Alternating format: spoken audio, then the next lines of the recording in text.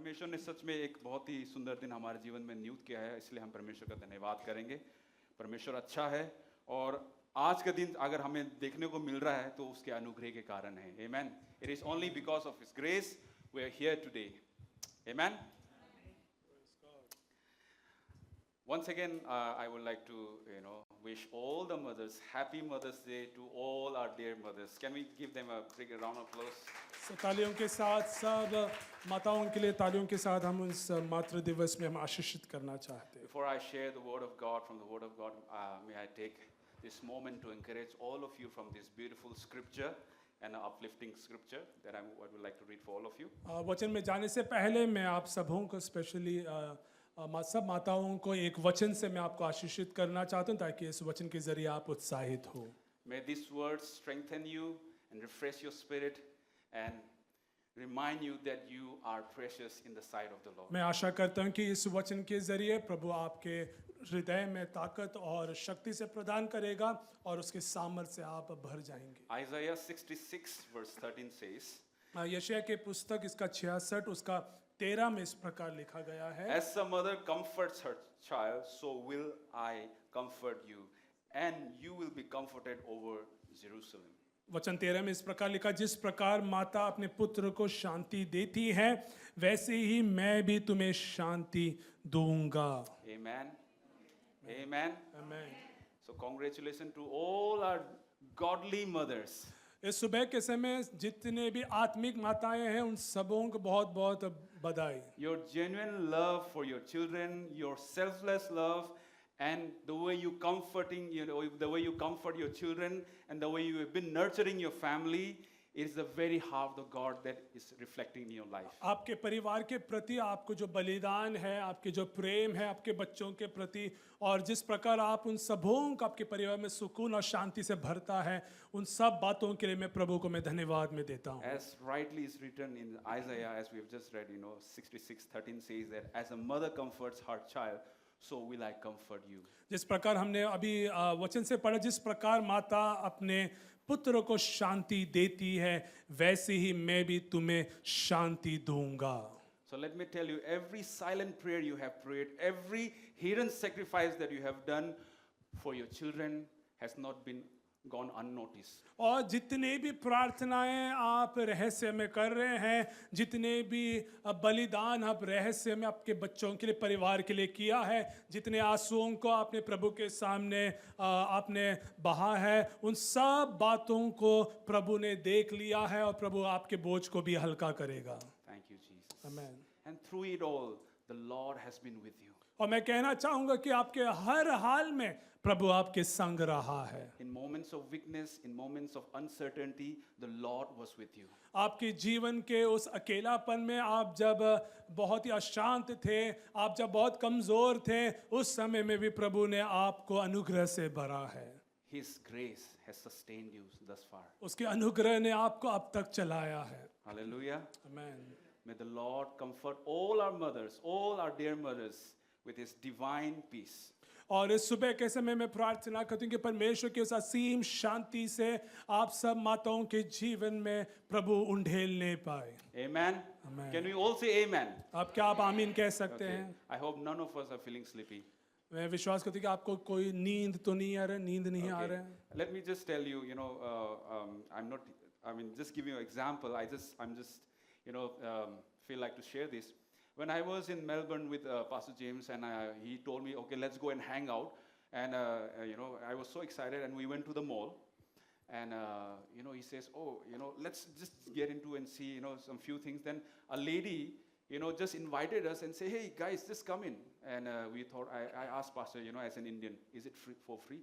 So he says, I think so, So he started explaining, and it was about, the hearing, how much high and low pitch you can hear as a human. मुझे याद है मैं कुछ साल पहले मैं जब Melbourne में पास्टर जेम्स के साथ गया था, और शाम के समय पास्टर जेम्स ने बोले कि चलो हम कोई मॉल में घूम कर आएंगे। और हम जब वहाँ टहल रहे थे तो एक औरत आई कहा कि आप हमारे साथ आओ, ये कुछ चीज़ें हैं, और आपने ये कहा कि क्या ये मुफ्त में है। और वो कुछ जो चीज़ था वो आवाज़ को ठीक करने के बातों को लेकर था। To hear how high and how low we can hear. और वो ऐसे एक यंत्र था जिससे आप सुन सकते हैं कि आप कितने जोर से कह रहे हैं, जितने कम आवाज में आप कह पा रहे हैं. And the moment the lady started explaining to me, as an Indian, I was not able to look into her eyes, and I was just, I just was looking here and there. और जैसे वो जो बहन है वो जब कुछ कह रही थी तो एक भारतीय होने के नाते मैं उनके आंखों से मैं देख नहीं पा रहा था और मैं यहाँ वहाँ मैं देख रहा था मैं. And what happened, I didn't know that it was a big offense, for her. और मुझे ये नहीं पता था कि ये एक संकट है या एक प्रॉब्लम है कि आंखों से आंखें नहीं मिलना है. He told me, Mister, I want you to look into my eyes when I'm talking to you. और वो जो बहन है उन्होंने इस प्रकार कहा कि भाई मैं चाहता हूँ कि तू मेरे आंखों को और देखे. And from that day onwards, I try my best to look into the eyes when people are talking to me. और मैं उस दिन से मैंने ये ठान लिया कि मैं जब कुछ कह रहा हूँ या कुछ कहेंगे कोई भी तो मैं उनके आंखों की ओर ही मैं देखता So रहूँगा. I would suspect if you look down when I'm trying to deliver something to you, I would think something else. और मुझे ऐसे एक शक है कि मैं जब कुछ कह रहा हूँ अगर आप अपने काम में हैं यहाँ वहाँ देख रहे हैं तो मुझे कुछ शक पैदा होगा. So we are in the house of the Lord, amen. And today the Lord is going to speak to each one of us. और हम प्रभु के भवन में हैं और हम चाहते हैं कि आज प्रभु वचन के जरिए हमसे बातचीत भी And allow the करें. Holy Spirit to speak to you. और मैं प्रार्थना करता हूँ कि पवित्र आत्मा आपसे बातचीत करने पाए. Don't allow the sleep to come and, knock at the door. आप ऐसा अनुमति ना दे कि नींद को आपके आंखों की दरवाजों को खटखटाए और आप फिर सो जाए. Amen. आमीन. Amen. Well, my message is not related to Mother's Day. The whole world is celebrating Mother's Day today. But it's about the impact of Pentecost. खैर आज मैं मातृ दिवस के बारे में मैं आज मैं प्रचार नहीं करने जा रहा हूँ, लेकिन आज मैं पेंटिकोस्त के बारे में और उसके प्रभाव के बारे में आज मैं कुछ बातों को रखना And चाहता the हूँ. power of the Holy Spirit and how it has changed the history of the church and impacted the body of Christ. और पवित्र आत्मा की शक्ति के बारे में और जिस प्रकार वो जो शक्ति है कलीसिया के इतिहास को बदल दिया है उसके बारे में भी मैं आपके सामने कुछ बातों को And रखना how चाहूँगा. it has shook the whole world. और कैसे पवित्र आत्मा की शक्ति ने पूरे दुनिया को हिला दिया है उन बातों को भी आज हम सीखेंगे. From the day of Pentecost until now, और पेंटिकोस्त के दिन के आरंभ से लेकर आज तक the mighty work of the Holy Spirit has continued and it will continue until the end. मैं कहना चाहूंगा कि पवित्र आत्मा की जो शक्ति का जो कार्य है वो जो सामर्थ्य है वो शुरू हुआ और आज भी लगातार जारी भी है. How many of you agree with me? आप में से कितने लोग सहमत है मैंने जो कहा है. Amen. Amen. Romans 8:11 says, रोमी 8 उसका 11 में इस प्रकार लिखा है. and if the spirit of him who raised Jesus from the dead is living in you, he who raised Christ from the dead will also give you life to your mortal bodies because of his spirit who lives in you. रोमी 8:11 यदि उसी का आत्मा जिसने यीशु को मरे हुए में से जिलाया तुम में बसा हुआ है तो जिसने मसीह को मरे हुए में से जिलाया वह तुम्हारी नश्वर देहों को भी अपनी आत्मा के द्वारा जो तुम में बसा हुआ है जिलाएगा. Amen. And I firmly believe that the moment, the day you have accepted Christ as your personal Savior, that is the moment, that is the day that you have accepted Holy Spirit. You have received the Holy Spirit. मेरा ये विश्वास और अनुमान है कि जिस दिन आपने आपके जीवन को यीशु मसीह के लिए दे दिया और उद्धारकर्ता के रूप में आपने उसे जगह दिया उसी दिन पवित्र आत्मा की जो आशीष और शक्ति है आप में उंडेला गया है. How many of you believe that? आप में से कितने लोग विश्वास करते हैं? You believe that you have received the Holy Spirit? आप में से कितने लोग विश्वास करते हैं कि आपके जीवन में पवित्र आत्मा की वो आशीष है, बरकत है? Amen. Amen. Amen. Here again, the Apostle John is confirming that who dwells within us in John 1 John 4 verse 4 says. और पहला यूहन्ना अध्याय 4 उसके 4 में यहाँ इस प्रकार प्रेरित पौलुस कुछ बातों को लिखता है. You dear children are from God and have overcome them.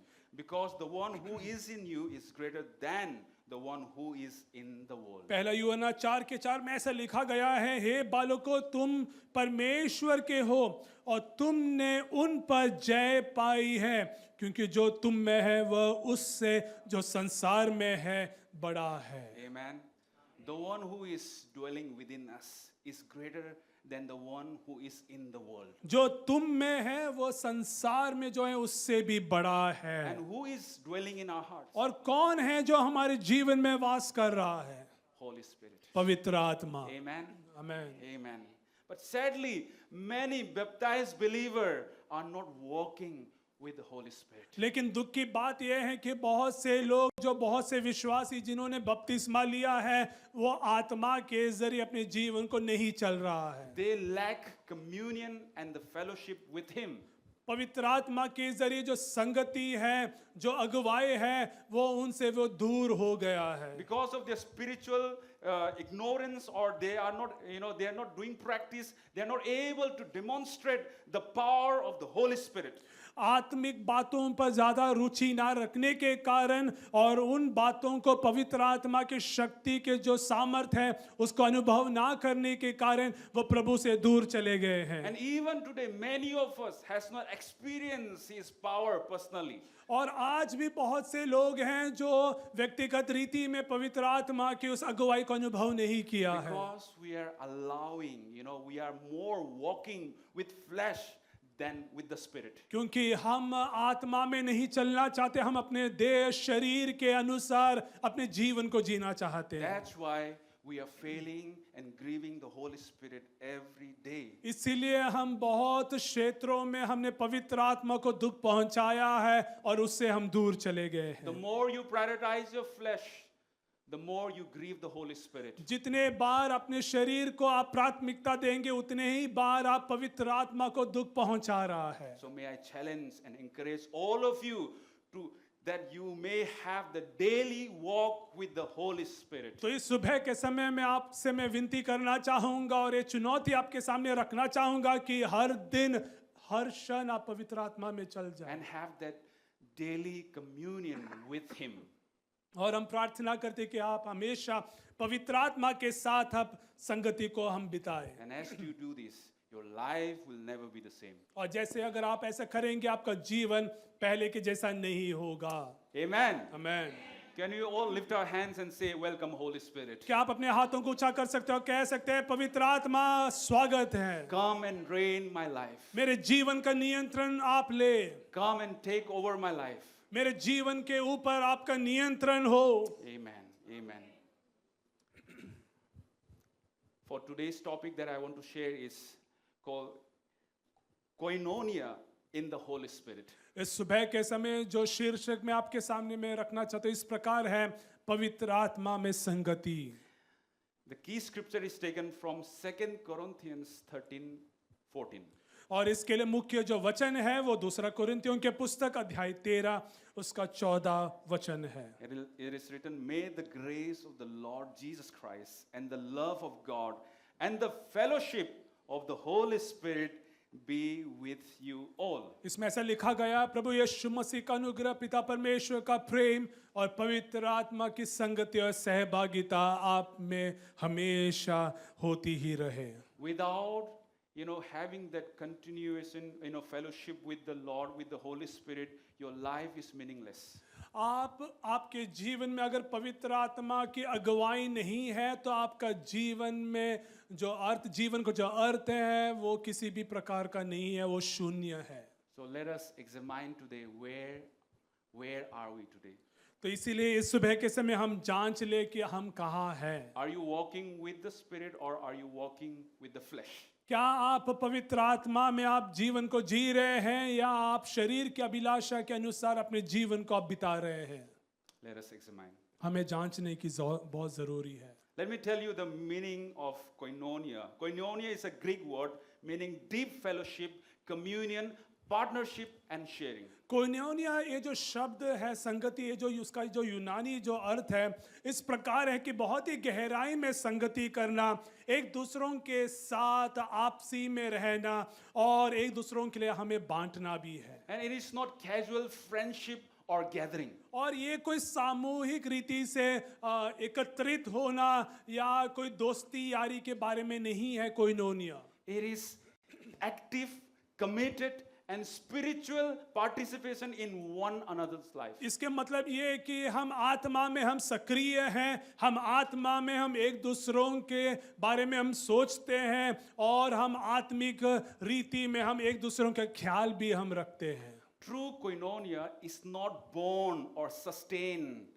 by anyone else, but only by the Holy Spirit. ये जो सच्ची जो कोइनोनिया है या जो संगति है आत्मा में, वो किसी भी मानवीय अपना उनके सहायता के जरिए नहीं हुआ है, लेकिन ये आत्मा के जरिए ही हो सकता है। Amen. आमीन। In other words, koinonia in the Holy Spirit means a deep fellowship, unity, and partnership among believers through the Holy Spirit. दूसरे शब्दों में कोइनोनिया का मतलब ये है कि हमें बहुत ही गहराई में प्रभु के लोगों के साथ हमें संगति करना है, उनके साथ हमें वार्तालाप करना है और क्या है, पवित्र आत्मा में विश्वासियों के साथ हमें जीवन को जीना है। Koinonia in the Holy Spirit is not just being together. कोइनोनिया जो है उसका शब्द का अर्थ ऐसा नहीं है कि हमें सिर्फ लोगों के साथ संगति करना है या एक साथ रहना है। It is being one in the Holy Spirit, burning with the same fire that fell on the day of Pentecost. लेकिन इसका अर्थ ये भी है कि हमें आत्मा में एक होकर संगति हमें करना है, जिस प्रकार वो जो आग है पेंतिकोस्त के दिन उतर कर प्रेरितों के जीवन में उंडेला गया है, उसी प्रकार हमारे जीवन में भी वो जो अग्नि है हमें उंडेलते हुए हमें देखना So है। today, how many of us we want to have that koinonia in the Spirit? आप में से कितने लोग चाहते हैं कि आत्मा में जो संगति है उसको इस सुबह के समय हम अनुभव कर पाए? May I see the hands? आपके हाथों को मैं And I देखना believe every चाहूंगा। one of us wants to receive Holy Spirit, that fire of that Holy Spirit. मैं प्रार्थना करता हूं कि वो जो आत्मा की जो अग्नि है वो हमारे ऊपर पवित्र आत्मा उंडेलने पाए। Amen. आमीन। The first thing that I want to deliver to you today is koinonia in the Holy Spirit unites us, accord us, even though amidst of diversity. सबसे पहली बात मैं जो आपके सामने रखना चाहता हूं कि पवित्र आत्मा जो संगति है हमें एकत्रित करता है, हमें एक रखता है और हमें वो जोड़ देता है। Acts 2:1 says, the books of Acts chapter 2 verse 1 says, when the day of Pentecost came, they were all together in one place. और प्रेरितों के काम अध्याय 2 उसका 1 में इस प्रकार लिखा है, जब पेंतिकोस्त का दिन आया तो वे सब एक जगह इकट्ठे थे। See, listen, it is very important for the body of Christ to unite together and to come together. मैं कहना चाहूंगा कि सामूहिक रीति में परमेश्वर का जो देह है, जो कलीसिया है, हम सबों को एक साथ आने की जरूरत है और आत्मा में एक होने की जरूरत है। Yes, we are many in numbers, but when we come together as one spirit, as one heart, there is a power in that gathering. हाँ जी, गिनती में हम बहुत अलग हैं, बहुत ज़्यादा हैं, लेकिन हम जब आत्मा की बात कर रहे हैं, हमें उन सब चीज़ों को अलग कर कर हमें एक होने की ज़रूरत There है। is power in unity. आत्मा में हम जब एक होते हैं उसमें सामर्थ है, शक्ति है। 1 Corinthians chapter 12 verse 13 says, for we were all baptized by one spirit so as to form one body, whether Jews or Gentiles, slave or free, and we were all given the one spirit to drink. पहला कुरिन्थियों अध्याय 12 उसका 13 में इस प्रकार लिखा गया है, क्योंकि हम सब ने क्या यहूदी हो या यूनानी, क्या दास हो या स्वतंत्र, एक ही आत्मा के द्वारा एक देह होने के लिए बपतिस्मा लिया और हम सबको एक ही आत्मा पिलाया गया है। Regardless of your background, no matter where you come from, if you are saved and baptized in the Holy Spirit, you are counted in the body of Christ. चाहे आपके पृष्ठभूमि चाहे कुछ भी क्यों ना हो, लेकिन अगर आप प्रभु में अपना जीवन को दिया है तो आत्मा आपके जीवन में जरूर वास कर रहा है। And the same spirit has been given to all of us. और वही आत्मा हम सबों के ऊपर है। you know, upon me, upon Pastor Jobin, or upon you, it's not a different spirit, but it's the same Holy Spirit that has been given to all of us. हम सबों के पास अलग अलग आत्मा नहीं है, लेकिन सबों के ऊपर एक ही आत्मा है। But the problem is we do not allow the Holy Spirit to work in our life. लेकिन दिक्कत ये है कि हम पवित्र आत्मा को अनुमति नहीं देते कि वो हमारे जीवन में कार्य करे। That's why you are not able to see that manifestation of His power upon your life, upon your family, upon your situation. अनुमति ना देने के कारण ही है कि हम अपने जीवन में, हमारे परिवारों में पवित्र आत्मा के कार्य को, उसके शक्ति को, उनके बातों को हम अनुभव नहीं कर पा रहे हैं। You may be from different country, different nations, you may speak different language, or you may have that different culture or different background, yet in Christ, in Holy Spirit, we are united as one body. विश्वासी गणों, आप शायद से दूसरे देश के होंगे, आपके भाषा अलग है, आपके संस्कार अलग हैं, आपके रीति रिवाज अलग हो सकता है, लेकिन मैं कहना चाहूंगा कि हम सब लोग पवित्र आत्मा में हम एक हैं। Amen. Can we all say amen to that? क्या आप आमीन कह सकते हैं? And the Holy Spirit is only the one who brings harmony and unity in the midst of His people. और पवित्र आत्मा ही है जो विश्वासी गणों के बीच में एकता और परमेश्वर की आत्मा को वह फैलाता है, और उस एकता में हम बढ़ सकते हैं। And you will find that common, common goal, that oneness, in their hearts, because it is the work of the Holy Spirit. और जब आत्मा हमारे बीच में एक होकर काम करता है, और हम जब आत्मा में एक हैं, तो हम सब चीजों में समानता को भी हम देखते हैं। Acts 2 verse 44 says, Acts chapter 2 verse 44 says, all the believers were together and had everything in common.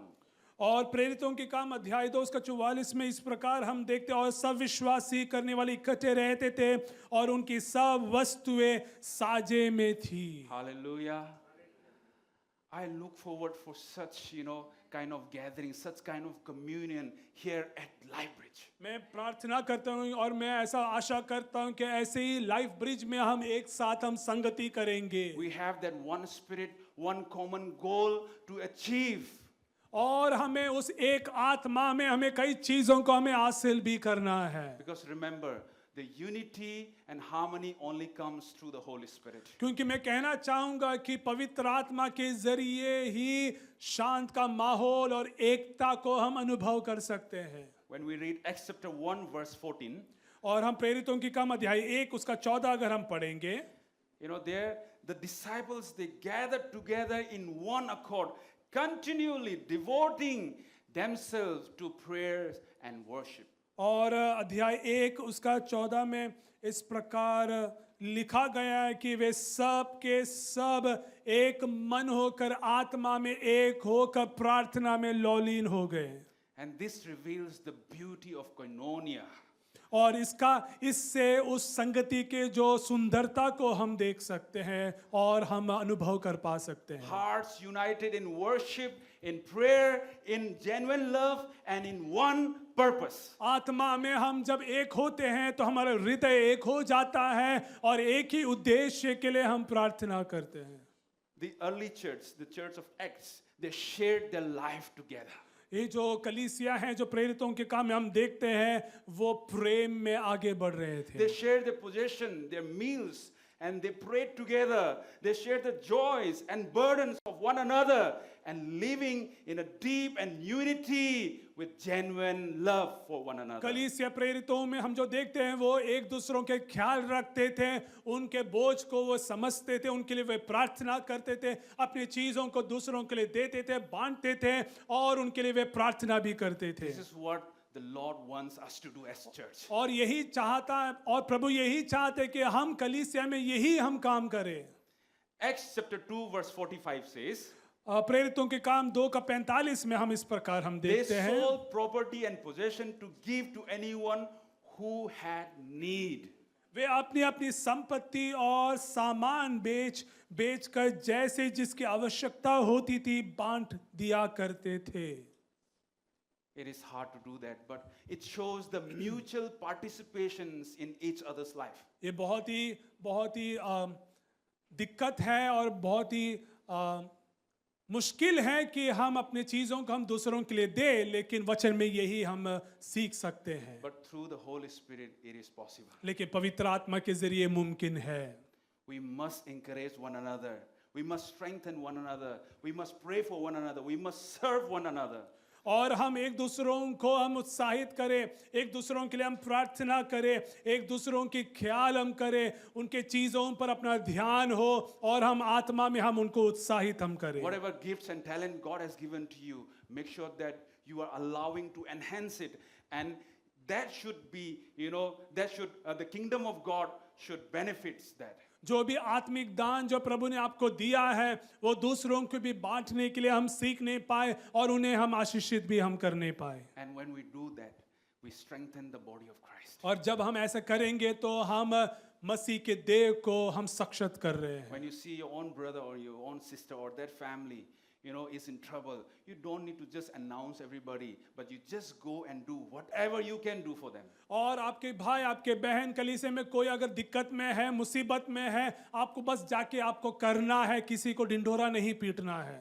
Just simply go and do. Do not ask them also, because you know that they're in need. Just simply go and do whatever you can. और आपको बस जाके करना है, बस आपको दूसरों को दिखाने की जरूरत नहीं है, आपको आत्मा में जाके करना है। That's what the Lord has done for us. और यही जो चीज है परमेश्वर ने हमारे लिए किया है। Hallelujah. Amen. Have you ever read that Jesus is announcing, "Come on, people, come on. This blind man I've just healed."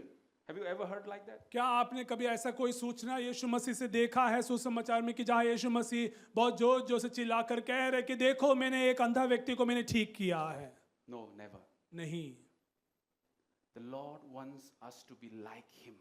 प्रभु चाहता है कि हम यीशु मसीह के जरिए ही हम बन जाए। Amen. Amen. And that is only possible through the Holy Spirit. और ये मुमकिन है पवित्र आत्मा के जरिए And we he. need to have a Christ-centered fellowship. और हम मसीह केंद्रित संगति में हम जुड़ जाए।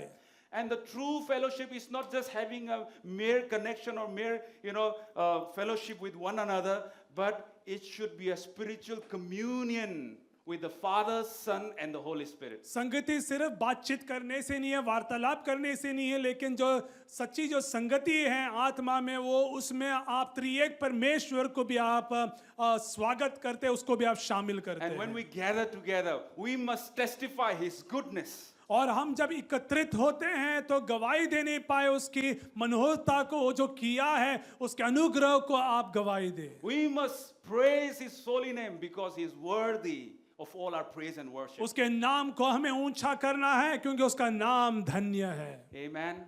Amen.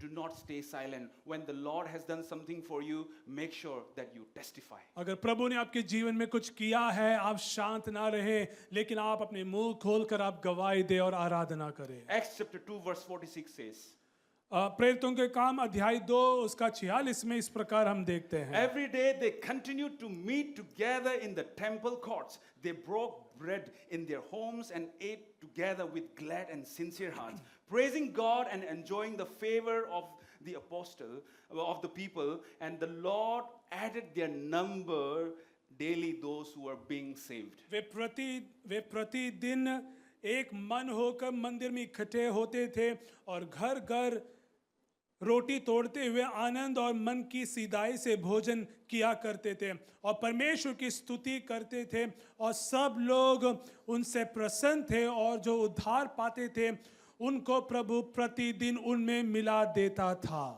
What can we learn when we have just read from this, scripture? इस वचन से हम क्या सीख सकते हैं? I've learned that there is a unity in diversity through Holy Spirit. हमने ये पढ़ा है कि आत्मा में अगर हम ऐसा काम करेंगे तो अनेकता में एकता है। Christ-like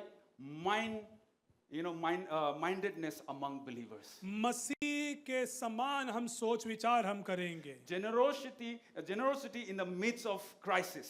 हमारे जीवन के उस अकेलापन में और उस अकाल की स्थिति में भी हम दूसरों के लिए हम उद्धार देंगे और दिल से हम देंगे। हम Genuine love for one another.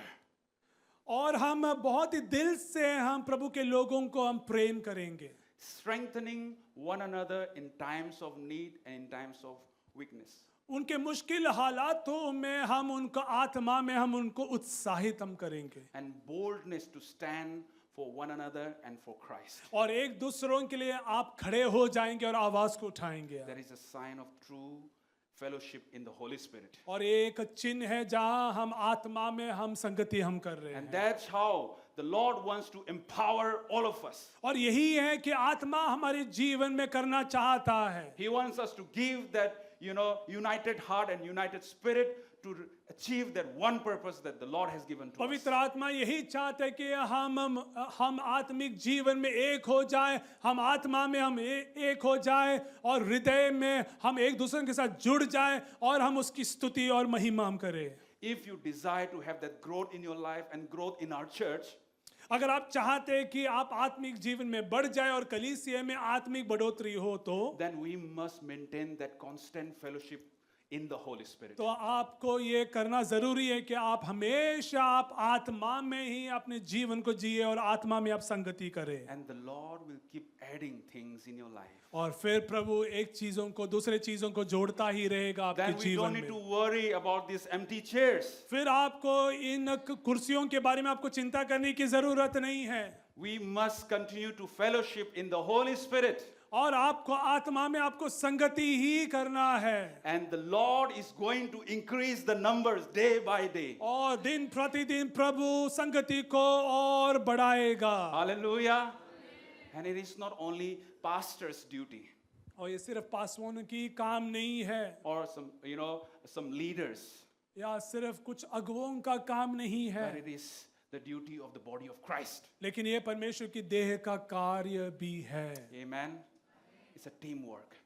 ये एक टीम वर्क है Amen. The second thing that I want to share is koinonia in the Holy Spirit releases supernatural power. दूसरी बात मैं जो आपके सामने रखना चाहता हूं अगर हम आत्मा में संगति करेंगे तो पवित्र आत्मा अलौकिक चीजों को हमारे लिए छोड़ देता है It releases boldness, miracles, and spiritual growth in your life. उसके जरिए प्रभु हमारे जीवनों में चमत्कार आत्मिक उन्नति आनंद और परिपक्वता और अधिकार से हमें भर देता है Peace in the midst of all chaos, joy in the midst of all challenges, discernment and divine authority. हमारे जीवन में खुशहाली और आनंद से भर देगा अशांत माहौल में प्रभु हमें शांति से भर देगा And when we continue to have fellowship in the Holy Spirit, you will never be the same, and your life, you will continue to see that victory upon your life. अगर आप आत्मा में अगर आप अपने जीवन को जिएंगे और संगति करते रहेंगे और आप देखते रहेंगे कि प्रभु आपको हर क्षेत्रों में आपको विजेता देता ही रहेगा And let me tell you, a consistent fellowship in the Holy Spirit produces a spirit-filled life.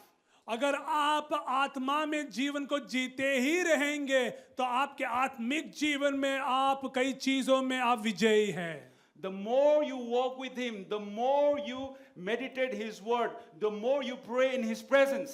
जितने आप प्रभु के वचनों के आधार पर जीवन को जिएंगे चलेंगे और प्रार्थना करेंगे And you remain connected with godly people. और अगर आप आत्मिक लोगों के साथ अगर आप संगति को जिएंगे The more nature and the power of God becomes so evident in your life. उतना ही प्राकृतिक रीति से परमेश्वर की आत्मा हमारे जीवन में कार्य करेगा If you are a pastor, अगर आप पासवान हैं you become a spirit-filled pastor. तो आप एक आत्मा से भरा If you हुआ are a एक disciple, प्रभु का दास बनने अगर आप चेला हैं you become a spirit-filled disciple. और फिर एक आप आत्मा से भरा हुआ प्रभु का चेला बन If जाएगा you are a worshipper, अगर आप एक आराधक हैं you become a spirit-filled worshipper. तो आप आत्मा से भरा हुआ एक आराधक बनने पाए If you are an entrepreneur, अगर आप व्यवसायिक हैं and you become a spirit-led and spirit-filled entrepreneur. तो आप आत्मा में भर कर आप अपने व्यवसाय को आप कर सकते हैं If you are a student, अगर आप एक विद्यार्थी है you become a spirit-filled student who carries wisdom, discipline, and excellence. तो आप आत्मा में भरकर एक ऐसा एक विद्यार्थी बन जाए जो जिससे आपके जीवन में वो स्वर्गीय बुद्धि और अनुशासन से आप भर जाए। Are you with me, church? क्या आप मेरे साथ हैं? How many are feeling sleepy? आप में से कितने लोगों को नींद आ रहा है? Oh, I can see some hands up.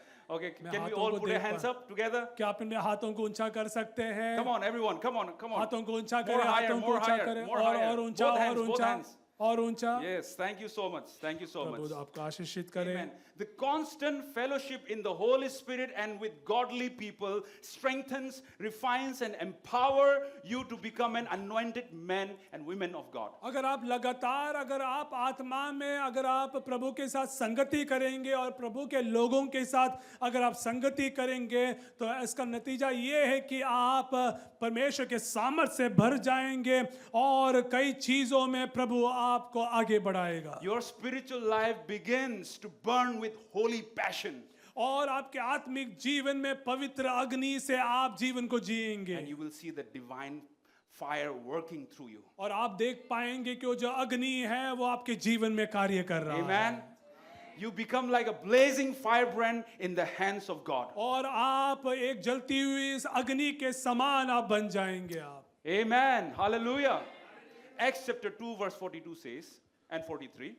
प्रेरितों के काम अध्याय 2 उसका 42 के नीचे हम देख सकते हैं। They devoted themselves to the apostles' teaching and to fellowship, to the breaking of bread and to prayer. Everyone was filled with awe at the many wonders and signs performed by the apostles. 42 के नीचे से लिखा गया है 42 से नीचे और वे प्रेरितों से शिक्षा पाने और संगति करने और रोटी तोड़ने और प्रार्थना करने में लौलीन रहे और सब लोगों पर भय छा गया और बहुत से अद्भुत काम और चिन्ह प्रेरितों के द्वारा प्रकट होते थे। When you stay devoted in the fellowship, अगर आप आत्मा की उस संगति में अगर आप अपने समय को दे रहे हैं you will see many wonders, many signs, that the Lord is going to perform in your life. आप देखेंगे कि आपके जीवन में प्रभु कई चिन्ह और चमत्कार को कैसे कर रहे हैं। Your prayers carry authority. आपकी प्रार्थना में शक्ति और अधिकार है Your words release life. और आपके जीवन से आपके मुंह से जो शब्द निकलता है उसमें जीवन और ताकत है And your voice begins to roar with boldness like thunder and light. और आपके उस शब्दों में ताकत है, साहस है। When you continue to have that fellowship in the Holy Spirit, जब आप आत्मा में अगर आप लगातार संगति करते ही रहेंगे तो you will become unstoppable. तो आपको कोई रोक नहीं सकता। Acts chapter 4 verse 23, 24 and 31 says, प्रेरितों के काम 4 का 23 और 24 और 31 में ऐसा लिखा गया है। On their release, Peter and John went back to their own people and reported to all that the chief priest and the elders had said to them. When they heard this, they raised their voices together in prayer to God. वे छूटकर अपने साथियों के पास आए और जो कुछ प्रधान याजकों और पुरनियों ने उनसे कहा था उनको सुना दिया। यह सुनकर उन्होंने एक चित्त होकर ऊंचे शब्द से परमेश्वर से कहा, हे स्वामी, तू वही है जिसने स्वर्ग और पृथ्वी और समुद्र और जो कुछ उसमें है बनाया है। See, when they heard that, they are trying to do something against the people of God. जब उनको ये पता चला कि ऐसा कुछ कार्य हैं जो प्रभु के लोगों के खिलाफ करने जा रहे हैं, They raised their voice together in prayer to God. तो उन्होंने क्या किया, अपने आवाजों को बुलंद आवाज से आराधना प्रभु की और स्तुति और महिमा करने शुरू किया। It does not say that 1 or 2 or 3, but they raised their voice together in unity. ऐसा नहीं लिखा गया 1 2 3, लेकिन सब के सब मिलकर आवाज उठाकर प्रार्थना So की। church, when we come together in one accord, in one spirit, with one purpose, we become so powerful. कलीसिया हम जब आते हैं और हम जब एक मन होकर हम जब आत्मा में आराधना करते हैं उसमें सामर्थ और शक्ति है। So when you see things are happening against the people of God, we must come together in one accord and cry out to God Almighty, because He is going to answer all our prayers. जब आप आपके आसपास ये देख पा रहे हैं कि प्रभु के लोगों के खिलाफ बहुत कुछ हो रहा है, तो ये हमारा काम है, कर्तव्य है कि हम सब एक साथ आ जाए और प्रभु से हम प्रार्थना करें. When we pray in unity, in one spirit and in truth, heavens move.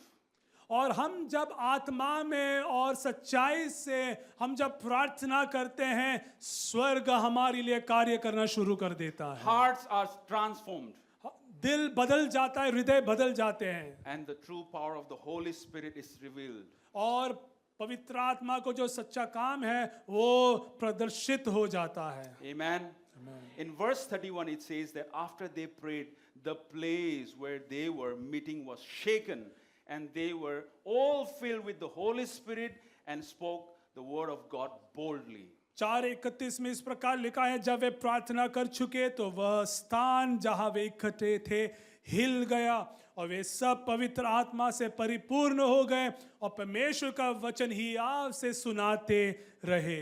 Say, listen, church, when we will raise our voice together in unity, the Lord is going to answer. कलीसिया, अगर हम एकता में होकर अगर हमारे आवाजों को उठाकर अगर यहोवा से प्रार्थना करेंगे तो परमेश्वर कार्य जरूर करेगा. No matter what you are going through, regardless of your situation, regardless of your challenges, God is going to shake everything off.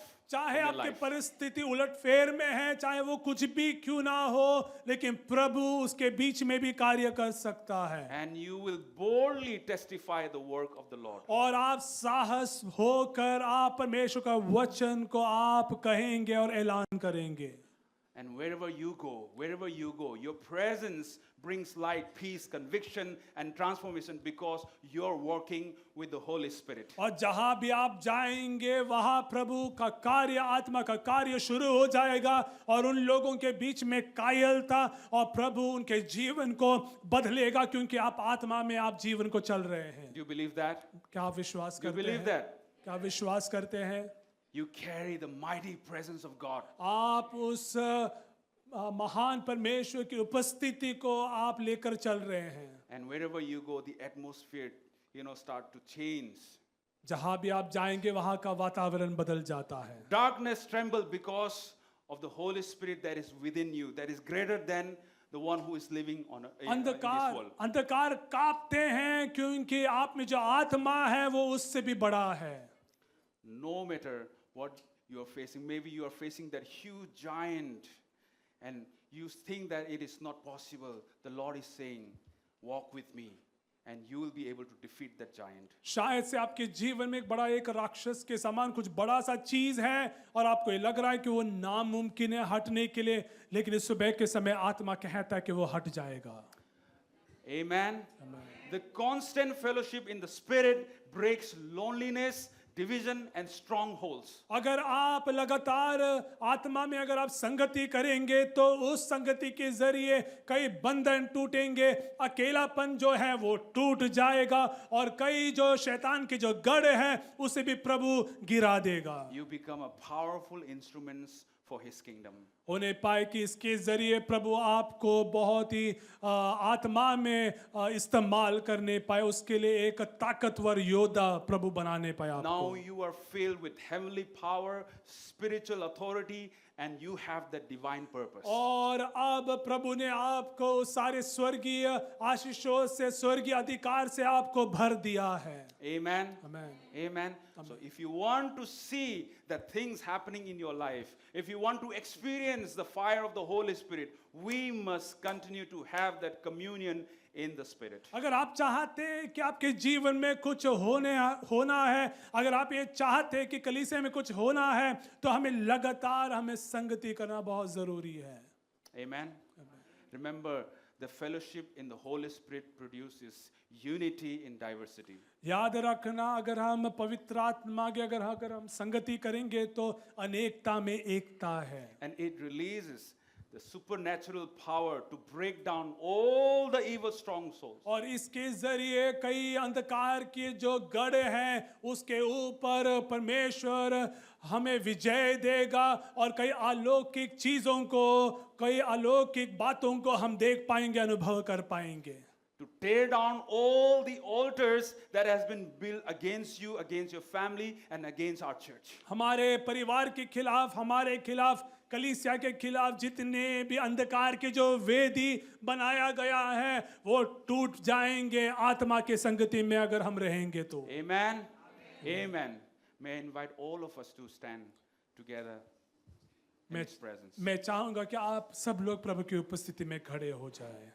2 Corinthians chapter 13 verse 14 says, दूसरा कोरिन्ती उसका 13 उसका 14 में इस प्रकार लिखा है। May the grace of the Lord Jesus Christ and the love of God and the fellowship of the Holy Spirit be with you all. प्रभु यीशु मसीह का अनुग्रह, पिता परमेश्वर का प्रेम और पवित्र आत्मा की संगति और सहभागिता तुम सबके साथ होती ही रहे। Church, कलीसिया, let us continue to have that communion in the Holy Spirit. होने पाए कि हम लगातार हम आत्मा में हम संगति हम करें। Let us strengthen the body of Christ. क्यों ना हम कलीसिया के देह को, परमेश्वर के देह को हम उत्साहित हम करें।